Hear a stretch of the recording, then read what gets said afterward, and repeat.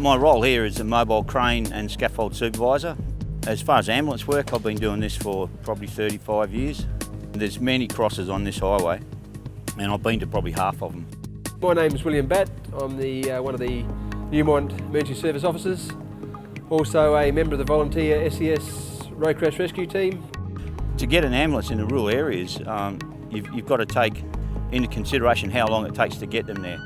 Ambulance officers could be at home, could be doing anything at home, fixing a car.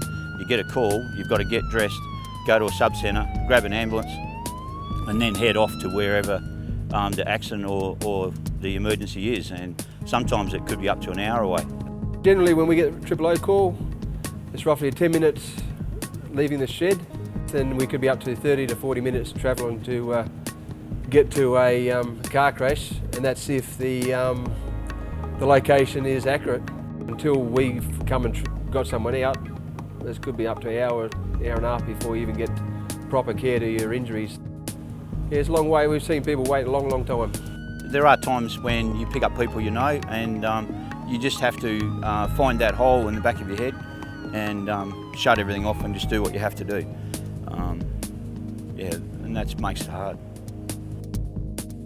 Being local, you know, we've got to deal with the fact that on the way out we don't know much of the detail, so we could actually rock up to people we know, rallies and stuff. So it isn't easy to go to a praying and then go back to work. I had to go and tend to a car crash there just on the other side of Quindenna getting towards Williams a little while ago. Two young girls. They had fatigue, done the old drift off the road, cross, inside a swiped into a tree just behind the steering wheel on the driver's side. And if you can picture the impact of the vehicle and how hard it hit, the steering wheel was actually sitting in front of the passenger. And when we actually went to remove the passenger, we actually had to cut the steering wheel rim to gain access to get enough room to get the passenger out. The driver herself, the impact, her legs had just disappeared into a big pile of metal. You couldn't see where the legs ended and where the metal started. It was just an absolute cluster. Yeah, she had some nasty injuries, obviously, that were visible, but prior to extrication, there was a lot that weren't. Poor bugger, in this case, the seat adjuster, that actually broken off and gone into the calf, so we actually had to cut that off. And then it was a matter of just, get enough room in so we could slide her out. But for 45 minutes before we actually started extrication, she was sitting there with broken pelvis, broken femur, busted ankle, and a heap of other deep lacerations and stuff. So as soon as we rocked up, all she wanted to do was get out of the car. And of course, when they're just saying, get me out. I mean, obviously when we do any moving and stuff, the screaming takes place. You don't ever forget the feeling of bone crunching bone when you're supporting someone's limb while you're trying to hold them steady and stuff. So yes, always a fairly unpleasant job for a volunteer role. The transition between being an ambulance officer and going to a fatal and then coming back to work. Ambulance drivers, I don't know how they do their job. They are amazing. General rule of thumb is about half of the people drop out after they go to the first fatality. So some people might not get a fatality for 3 or 4 years. So they're all keen, they're trained and all that, and then chomp, they drop off because of you're not used to it. You're not, you don't get taught by your parents how to go to a fatal. This is something you learn yourself. St John's teach you so much, but they can't tell you the sights, sounds and smells of death. They are there right at the scene.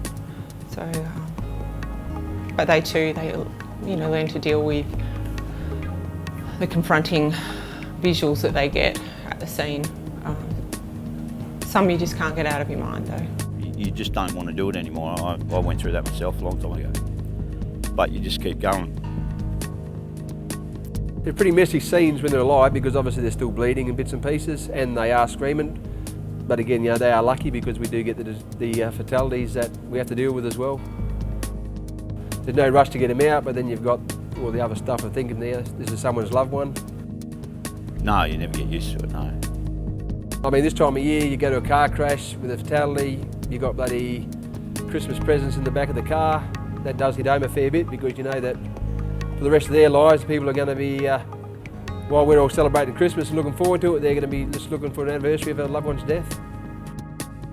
Probably for me the worst part about the deceased is that while we are extricating them out of the car, you know, people who they know, they go about their daily lives unaware they're going to get a phone call that's going to change them for the rest of their lives. It's a lethal weapon, a car.